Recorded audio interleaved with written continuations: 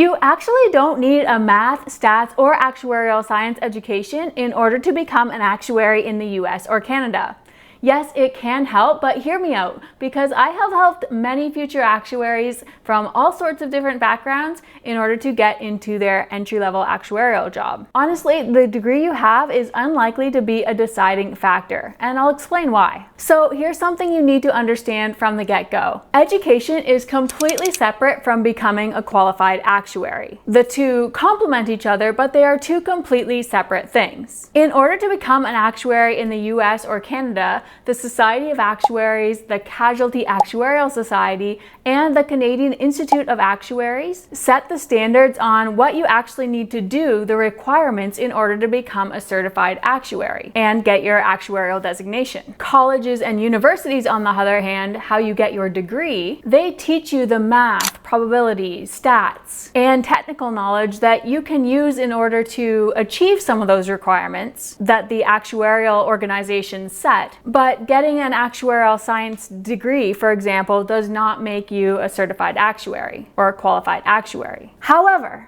caveat here, although you don't need to get a bachelor's degree in order to become an actuary, most entry-level actuarial jobs in Canada and the US do actually require that you have some sort of bachelor's degree. So you can't really get away with completely not having one. So you might be kind of wondering what type of degree is best then. Well, the truth is that any bachelor's degree really is okay, but most employers or recruiters have a strong preference towards someone with a math, stats, actuarial science, or some sort of related degree. That does not mean that you can't get one if you don't have one of those degrees. It just means that your exams and your success stack are a lot more important because they help kind of offset that unrelated degree. I'll talk more about both of those shortly. Recruiters want a fancy degree, like I want a brand new fancy pool cue. But here's the thing, a brand new pool cue is not going to make me win. It's my knowledge and skill set that's actually going to help me win. That's what matters, not the equipment. So this is something that's actually really unique about the actuarial career. If you've graduated already or if you're currently in school for an unrelated degree, it means you don't actually have to go back to school. The actuarial exam system itself can help you learn and prove and demonstrate that you have the math knowledge that you need in order to be an actuary, just like school would. Now, I will link to some career changer success stories if you want to watch them. Down below, I'll link to Riley, who was an engineer. He's also a member of our Actuarial Accelerator Community. He recently got a job as an actuary. There's also Denise, and a prior AAC member and a prior math teacher who recently got an actuarial job. So I'll link those down below in the description for you to watch after this video. Now, getting back on track, you should know that if you are in the US, getting good enough grades in certain courses at certified schools, they're called Centers of Actuarial Excellence, you can actually get credit for some of the actuarial exams. If you're in Canada, you can actually get really close to becoming an associate, basically the first level of actuary, by doing really well in your bachelor's degree, and that can completely eliminate taking a whole bunch of exams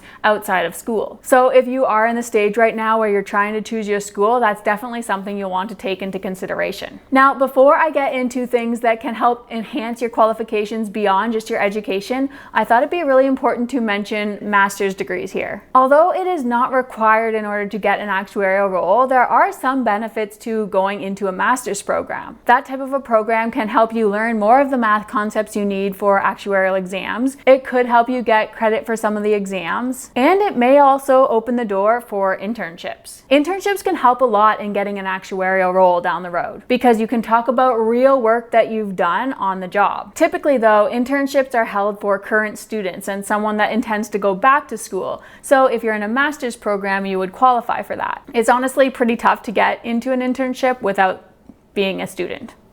A master's degree is like deep cleaning your garage when you don't normally do that. Sure, it feels great and there are some benefits, but if it's going to drain you and you don't really need it, then maybe use your time elsewhere. So my advice, assess the pros and cons for your situation, but honestly, most of the time, I recommend just saving your time and money and energy for building up your qualifications outside of school. Okay, so now let's talk about success stack and actuarial exams. For someone that wants to become an actuary, there's a lot more to the puzzle than just your education. Actuarial exams to start are essential. As I mentioned earlier, these exams are set by the Society of Actuaries, the Casualty Actuarial Society, and the Canadian Institute of Actuaries if you're in Canada. You will need to pass at least 1 or 2 actuarial exams in order to get your first actuarial job in most cases. Based on what I'm seeing from successful members of our Actuarial Accelerator Community, that is totally a reasonable amount of exams to have before getting your first job, as long as, big caveat here, you have a really strong success stack. I won't go into all the details about actuarial exams here because I have a full video that you can go watch right here. I will link it down below in the description as well, but it goes into detail around exactly which exams you can expect to take and you will need to take depending on which organization you decide to get credentialed through. Now let's talk about your success stack.